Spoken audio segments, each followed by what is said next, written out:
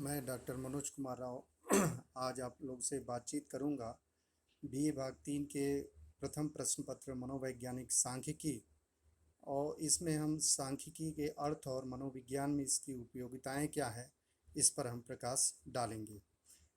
सांख्यिकी शब्द जिसे अंग्रेजी में है स्टैटिस्टिक्स कहते हैं, ये लैटिन के स्टेटस तथा इटालियन के स्टैटिस्टा शब्द से बना हुआ है। वैसे स्टैटिस्टिक्स शब्द स्टेट से संबंधित है और ये इंगित करता है, बताता है कि प्राचीन समय में इस शब्द का प्रयोग राज्य के कामकाज के संदर्भ में किया जाता रहा है। जैसे राज्य की जनसंख्या गणना, राज्य की उपज, जीवन मरण अनुपात निकालने में, कर की दर, आय व्यय आदि राज्य के अन्य विवरण आंकड़ों द्वारा व्यक्त किए जाते हैं। इन्हीं आंकड़ों को स्टैटिस्टिक्स कहा जाता था। सामान्यतः अंकीय लेखन को सांख्यिकी कहते हैं, लेकिन यह एक विषय के रूप में सांख्यिकी को एक भिन्न अर्थ में इसका प्रयोग किया जाता है।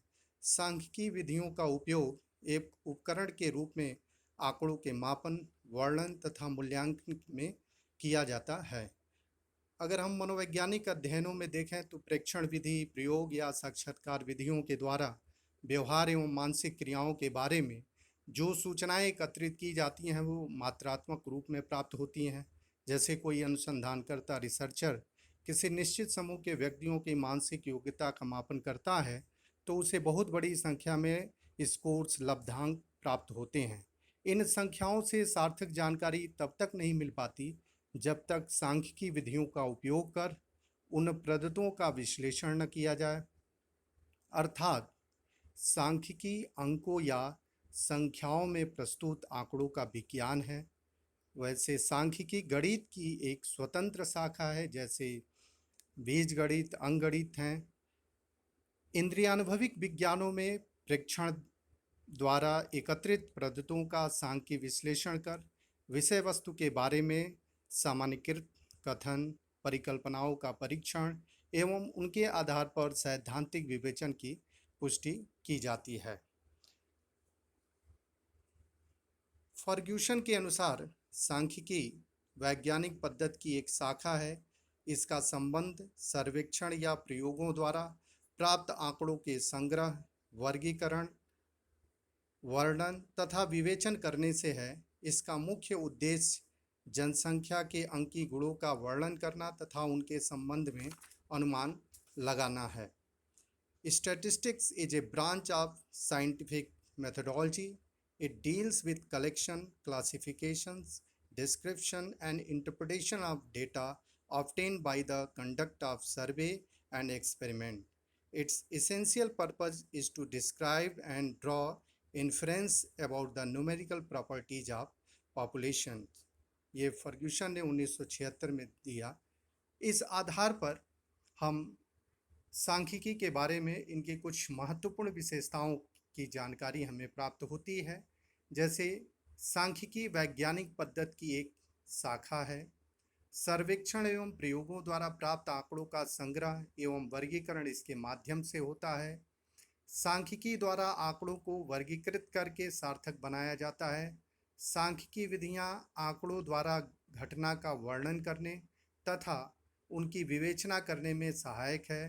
इसके द्वारा जनसंख्या के अंकीय गुणों का वर्णन होता है।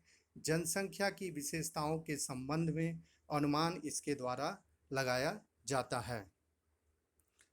सांख्यिकी का मनोविज्ञान में उपयोगिताएं क्या है, इस पर हम प्रकाश डालेंगे। मनोविज्ञान में सांख्यिक तकनीकों के अनुप्रयोग में प्रमुख 3 उद्देश्य निहित हैं। पहला, प्रदत्तों की संक्षिप्त किंतु परिशुद्ध प्रस्तुति, उनका संक्षिप्तीकरण एवं मात्रात्मक वर्णन।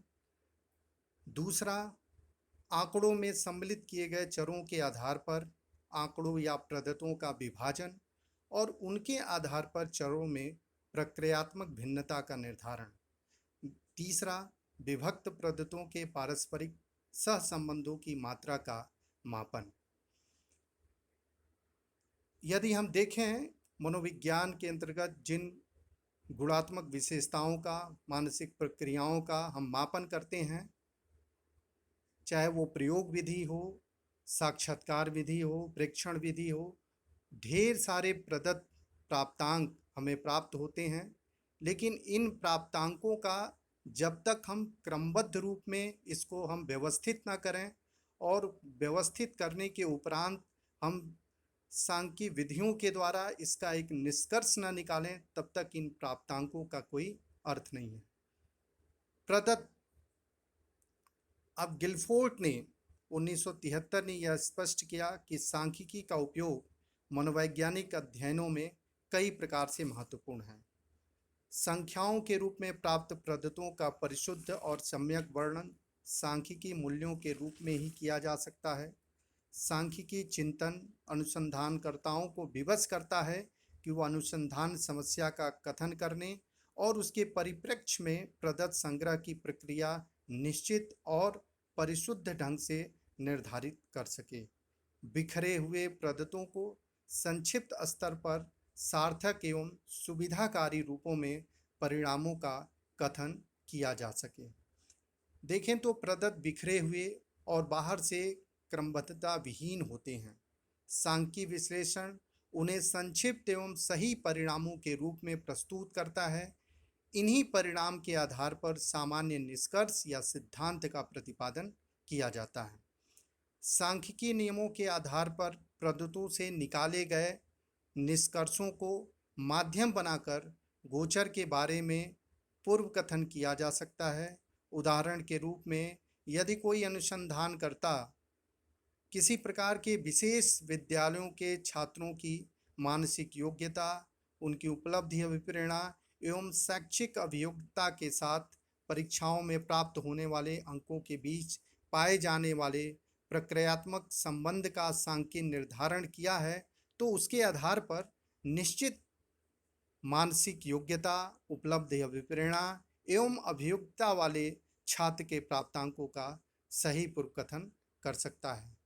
कुल मिला के हम यह कह सकते हैं कि सांख्यिकी का जो सर्वाधिक महत्वपूर्ण है वो इसकी उपयोगिता है, वह यह है कि जटिल प्रकार की मानसिक क्रियाओं एवं मानव व्यवहारों को उत्पन्न एवं निर्धारित करने वाले कारकों का निर्धारण सांख्यिकी विश्लेषण के आधार पर किया जा सकता है और एक हम निष्कर्ष निकाल सकते हैं।